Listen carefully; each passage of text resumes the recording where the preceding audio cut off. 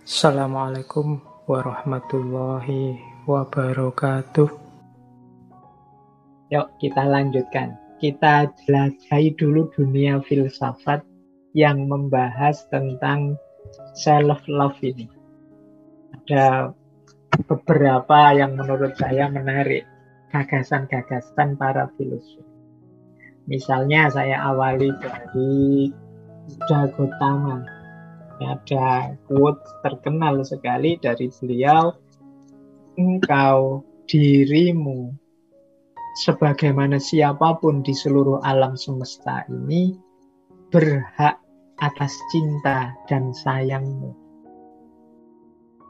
Jadi ini Buddha menegaskan hidup ini ya memang harus kita isi dengan cinta dan kasih sayang saja. Baik terhadap diri kita maupun terhadap yang lain. Kalau kasih sayang terhadap yang lain kan sudah sangat sering diceramahkan, sudah sangat sering disampaikan. Yang jarang itu untuk kita menyayangi diri kita sendiri. Maka Buddha mengingatkan, engkau juga berhak kok atas kasih sayang dan cinta itu. Kalau kalian siap berkorban apapun untuk yang kalian cintai di luar diri, harusnya kalian juga siap berkorban untuk dirimu sendiri. Untuk kesuksesanmu, untuk keberhasilanmu, untuk kenyamanan hidupmu. Karena engkau juga berhak atas cinta dan kasih sayang itu. Kalau dalam diri kita ada kualitas cinta dan kasih sayang yang luar biasa, masa ya hanya kita kasih ke orang lain. Tidak kita nikmati juga untuk diri kita. Bukankah seandainya ini makanan yang sangat bergizi? Jadi harusnya ya tidak hanya kita bagi ke orang lain, tapi juga kita arahkan untuk diri kita sendiri, karena kita juga berhak. Jadi ini dari yang pertama. Yang kedua misalnya dari Thich Nhat Hanh. Beliau ini biksu Zen Buddhisme dari Vietnam yang tinggalnya di pedesaan Perancis. Kata beliau, mencintai diri sendiri adalah fondasi untuk mencintai orang lain. Nah ini, kalau ini mungkin teman-teman sudah paham ya maksudnya. Tidak mungkin kita bisa mencintai orang lain tanpa kita mencintai diri sendiri. Yang ketiga, dari Osho. Saya dulu pernah janji untuk bahas tokoh. Beliau ini mistikus dari India. Punya gerakan mistik namanya gerakan Rajneesh. Beliau ini nama lengkapnya Begawan Sri Rajneesh. Biasa dipanggil Osho. Gagasan-gagasan spiritualitas mistiknya luar biasa. Nanti kita cari momen untuk membahas beliau secara khusus. Nah ini beliau mengingatkan kita, hargai dirimu sendiri. Cintai dirimu sendiri.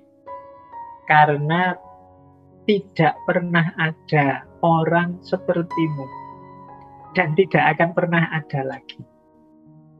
Jadi kalimat ini mengingatkan kita, yuk kita bangga dengan diri kita. Kita sadari keunikan kita. Kita ini juga ciptaannya Allah loh. Karya Allah. Tidak ada yang sia-sia ciptaannya Allah itu. Semuanya istimewa. Maka untuk membangun self-love tadi, mari dicintai diri kita sendiri. Mengapa dicintai? Diri kita ini istimewa. Tidak ada orang kayak kita ini. Ya teman-teman boleh keluar nyari, opo ada orang kembar kayak saya. Tidak akan nemu. Jadi kita ini unik. Saya tidak bilang kita ini lebih baik atau lebih hebat dari yang lain. Tapi kita ini unik. Punya kekhasan sendiri-sendiri. Orang-orang hebat di luar itu juga punya kekhasannya sendiri-sendiri.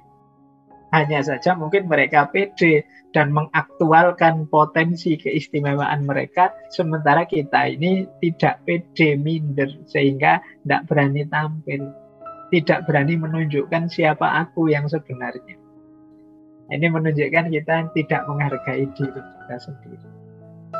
Ayo mencintai diri kita. Tidak ada orang seperti kalian, tidak ada orang seperti saya persis, tidak ada. Kita ini unik. Kalau kita tidak ada, dunia kehilangan orang seunik kita. Jadi sekhas kita loh. Apa tidak nangis itu dunia kehilangan orang yang unik kayak kita. Nah ini gayanya Rajneesh, kalau mendorong kita untuk pertama-tama memang mencintai diri kita sendiri. Jangan dibalik. Dibalik itu kita lebih fokus mencintai yang lain, yang di luar diri, lupa bahwa dasarnya mencintai yang lain, yang di luar diri itu ya kita harus mencintai diri.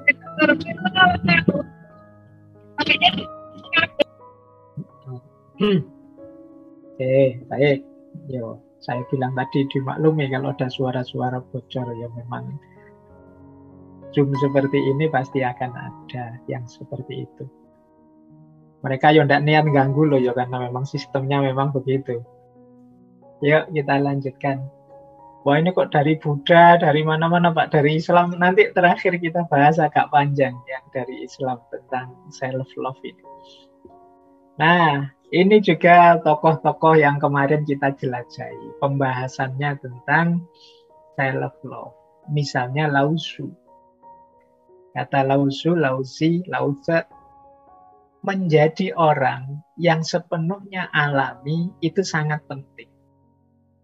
Dan mengasihi diri kita sendiri itu bukan kesombongan, bukan kok terus merasa diri lebih dari yang lain. Bukan kesombongan, tapi kewarasan. Alami kok. Manusia itu ya secara alami sebenarnya suka dengan dirinya. Kalau orang Jawa itu kan punya pepatah, tresno jalaran saka kulino. Loh yang paling kulino di antara semua makhluk di muka bumi itu kan kita dengan diri kita sendiri. Itu loh. Kalau teman-teman mau jujur, kalau misalnya kita berkaca gitu ya, ngocok gitu ya, jane ya mesti nganggap dirinya masing-masing. Sebenarnya aku yang ganteng loh ya, sebenarnya aku ya cakep ya, sebenarnya pasti begitu. Alami itu. Jadi orang yang waras itu ya pasti dia menganggap ya meskipun aku begini-begini ya penting lah aku begini-begini. Jadi kalau tadi ada orang yang self-hatred itu sebenarnya tidak alami. Mungkin ada pengalaman-pengalaman tertentu yang membuat dia jadi negatif cara berpikirnya. Jadi mengasihi diri sendiri itu alami, waras. Bukan sombong, nanti sombong ini jadi batasnya. Nanti kita bahas di belakang. Tapi enggak, alami normal. Orang itu ingin sehat, itu kan namanya dia mencintai dirinya. Ingin nyaman, namanya mencintai dirinya. Ingin senang, ingin bahagia, itu kan alami saja. Orang mencintai dirinya. Justru kalau ada orang kok aneh-aneh. Saya tidak ingin bahagia, Pak. Biarlah saya sakit saja, Pak. Nah, ini kan cara berpikir yang aneh. Kalau teman-teman dengar logika seperti ini kan rasanya tidak nyambung. Meskipun nanti kalau dijelaskan secara bulat ya mungkin bisa saja dapat justifikasi. Tapi logika normal itu ya orang itu nyari nyaman, nyari enak, nyari senang. Nah, ini kata Lao Tzu, yo menjadi orang yang sepenuhnya alami itu sangat penting.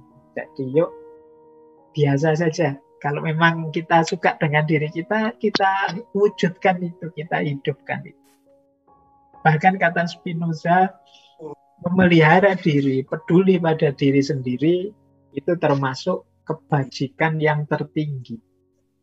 Oke. Berarti kalau tadi kan awalnya cinta diri baru cinta yang lain. Kalau ini yang tertinggi berarti puncaknya. Kata Spinoza, filosof barat. Ada lagi ini dari filosof Stoa kemarin, Kaisar Marcus Aurelius. Kata Marcus Aurelius, terlepas dari apa yang terjadi dalam hidupmu atau bagaimana orang memperlakukanmu, bagaimana engkau memperlakukan dirimu sepenuhnya terserah kepadamu. Jadi hidup kita ini sepenuhnya ada di tangan kita kok. Kita mau mengolahnya seperti apa, kita mau menyikapinya seperti apa, itu sepenuhnya tergantung kita. Loh, tapi kalau ada orang maki-maki kita, Pak, kalau ada orang menyerang kita, menyakiti kita, loh, orang itu kan ada di luar diri kita. Ada orang maki-maki kita, terus kita bilang, ya terserah kamu lah, kamu maki-maki. Aku tetap senang dengan diriku, aku tetap bahagia dengan diriku. Itu kan bisa. Yo, kita biasanya orang maki-maki terus kita tersakiti, kita balas maki-maki, ya sudah, peristiwanya akan jadi seperti itu, pertarungan saling menyakiti dan saling tersakiti. Padahal kita loh yang mengendalikan diri kita ini sepenuhnya. Kita mau bahagia, bersyukur, atau mau panik, gelisah karena komentarnya orang, itu kan sepenuhnya tergantung kita. Ya terserah kamu lah mau komentar apa, wong. Aku bahagia kok dengan caraku yang seperti ini. Itu kan bisa.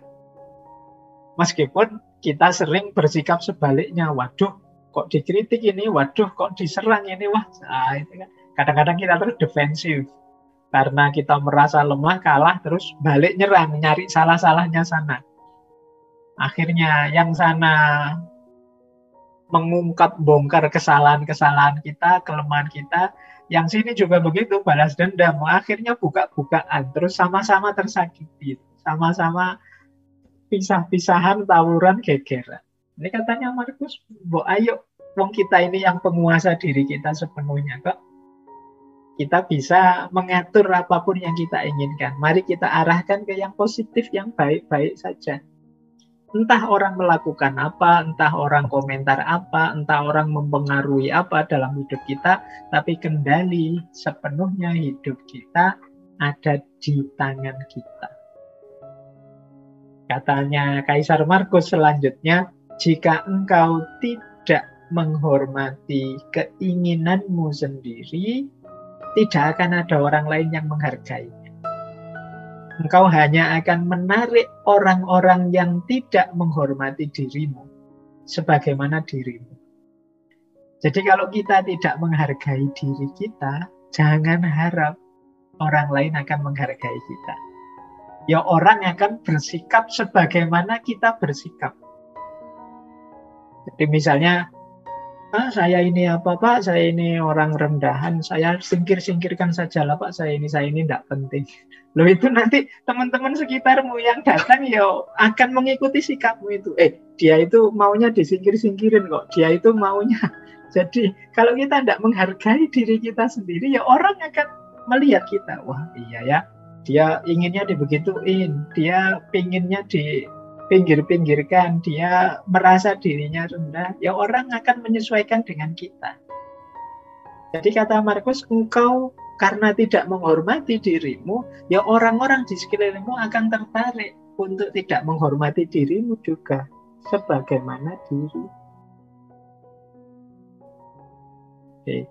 Ya teman-teman kan pengalaman, kalau di pergaulan sehari-hari kan kita kalau ada teman, itu kan kita perhatikan bagaimana dia bersikap. Kalau dia serampangan sembarangan, ya kita menyesuaikan kayak dia. Kalau dia bolak-balik misuh, ya nanti kita ikut sekali-sekali misuh bareng dia. Tapi kalau dia jual mahal, kita juga kan agak menarik diri. Jadi orang itu bagaimana dia menyikapi, membentuk dirinya, orang lain akan menyesuaikan dengan itu. Kalau teman-teman dekat, ada teman yang pendiam, kita yang cerewet itu kan juga agak menyesuaikan. Ini temanku pendiam sekali ya ini. Aku mau ngomong banyak kok sungkan ya, nggak enak dia ini. Kita menyesuaikan. Nah kalau kita tidak menghargai diri kita, kalau kita tidak punya respect, tidak menganggap diri kita berharga, ya demikian pula orang lain. Jadi kata Markus, kalau engkau tidak menghormati keinginanmu sendiri, tidak akan ada orang lain yang menghargai. Engkau hanya akan menarik orang yang tidak menghormatimu, sebagaimana engkau tidak menghormati dirimu. Baik, jadi ini beberapa filosofi tentang self-love. Oke, untuk malam hari ini saya cukupkan sekian dulu.